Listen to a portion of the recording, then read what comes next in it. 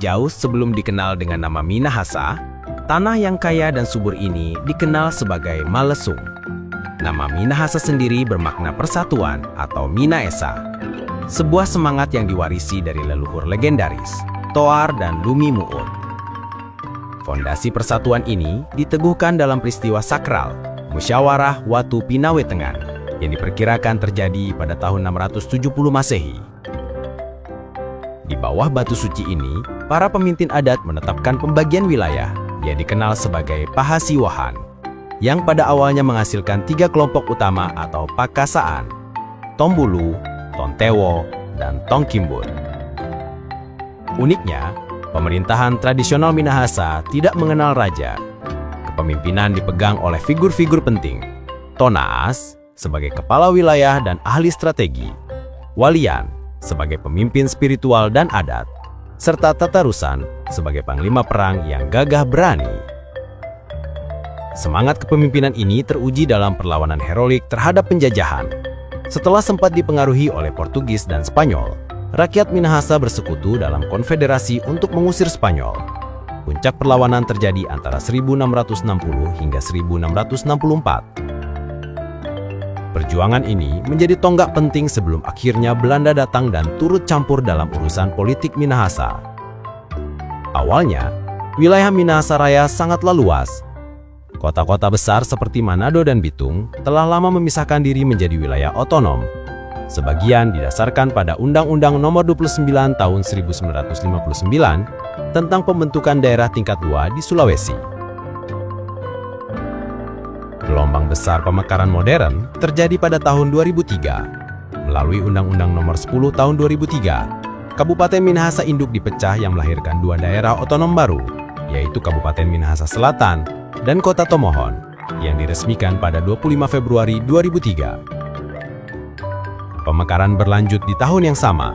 Pada bulan Desember 2003, Undang-Undang Nomor 33 Tahun 2003 membentuk Kabupaten Minahasa Utara. 3 tahun kemudian, Undang-Undang Nomor 9 Tahun 2007 mengesahkan pembentukan daerah otonom terakhir, yaitu Kabupaten Minahasa Tenggara. Saat ini, Minahasa Raya terbagi menjadi 4 kabupaten: Minahasa, Minahasa Selatan, Minahasa Utara, dan Minahasa Tenggara, serta 3 kota, yaitu Manado, Bitung, dan Tomohon. Dalam sejarah modernnya, Kabupaten Minahasa Induk pasca pemekaran besar telah dipimpin oleh berbagai figur. Pada era modern, kepemimpinan Bupati Karel Lasut Senduk bersama Dolfi Tanor menjadi penanda penting. Kemudian Dolfi Tanor naik sebagai bupati didampingi Boy Simon Tangkawarauf. Setelah era pemekaran, tongkat kepemimpinan dipegang oleh Stefanus Frekeruntu selama 2 periode berturut-turut, didampingi oleh Rul Kuron dan kemudian Yance Wawiling Sayau. Yance Wawiling Sayau kemudian memimpin sebagai bupati dan Ivan Sarundayang sebagai wakil bupati.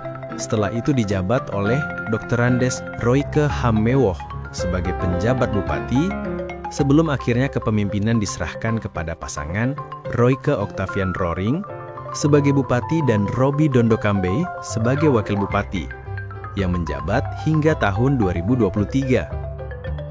Saat masa transisi, kursi bupati diisi oleh pejabat sementara, Dr. Jemis Tanikumendong MSI dan Dr. Naudi RP Tendean SIP MSI.